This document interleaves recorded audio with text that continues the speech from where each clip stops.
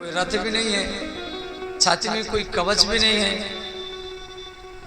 आकाश में ऋषि मुनि देख रहे हैं जो भीष्म और परशुराम में युद्ध होगा, इस युद्ध का परिणाम क्या होगा, सब देख करके भयभीत है। अंत में श्री भीष्म परशुराम जी को प्रणाम किए, युद्ध के मैदान में प्रणाम किए।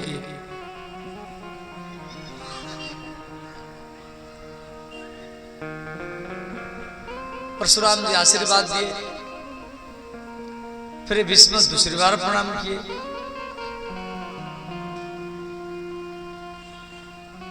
बोले गुरुजी मुझे आशीर्वाद चाहिए।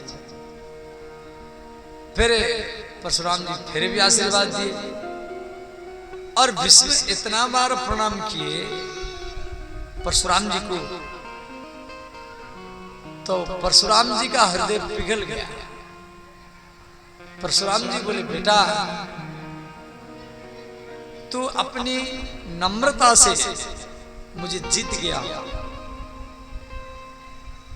अब मेरा आशीर्वाद है आज परशुराम और भीष्म में युद्ध होगा। मैं गुरु हूं और आप मेरा शिष्य है, परंतु मेरा आशीर्वाद है इस युद्ध में आपका ही जीत होगा, ये मेरा आशीर्वाद। और यदि आप प्रणाम करने के लिए नहीं आते तो मैं अभिशाप दे करके आपको मार सकता था। तो परशुराम जी समर्थ है, भगवान परशुराम समर्थ है। तो युद्ध हुआ, इस युद्ध में परशुराम जी हारे। भगवान परशुराम जो पृथ्वी दिग्विजयी, जो पृथ्वी को 21 बार क्षत्रिय विहीन किए थे, उनका हार हुआ। तो अंबालिका देख रहे हैं भाई जिसका गुरु हार गया फिर उसको कौन जीतेगा।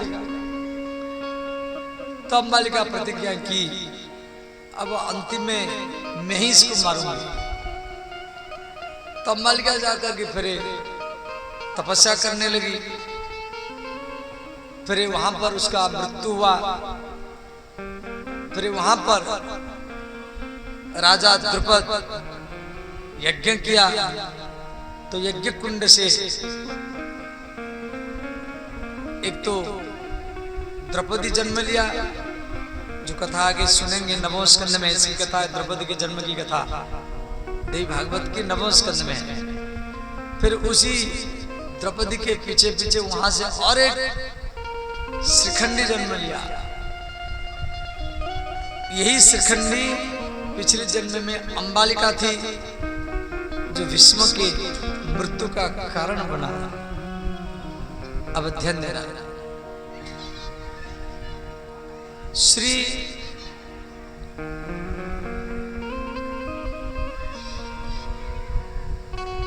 चित्रवीर्य और विचित्रवीर्य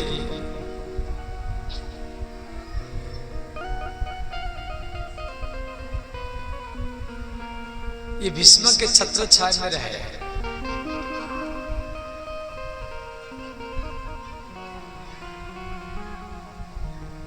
तो इधर क्या हुआ, चित्रवीर्य को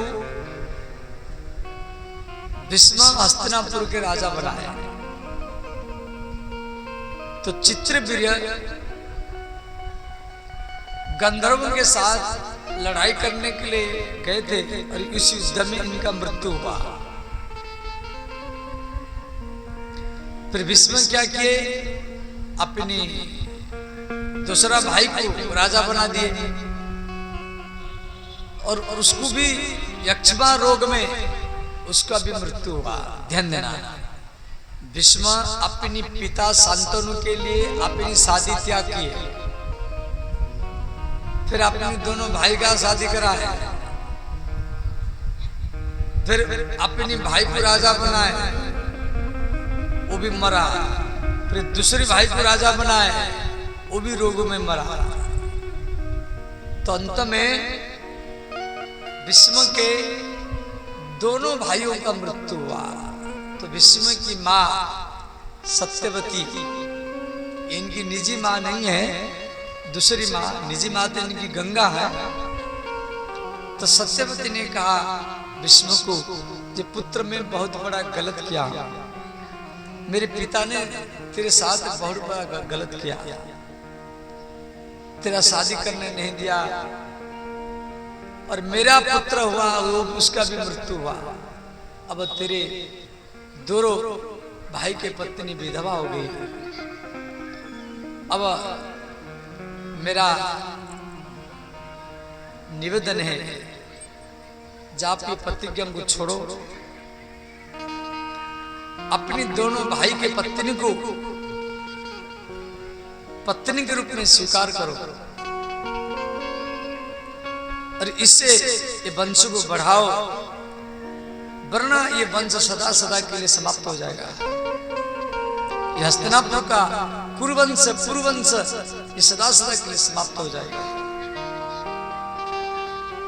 भीष्म सत्यवती को बोले, माता मैं तो प्रतिज्ञा कर रखा हूं, शादी नहीं करूंगा, मेरे दोनों भाइयों का मृत्यु हुआ।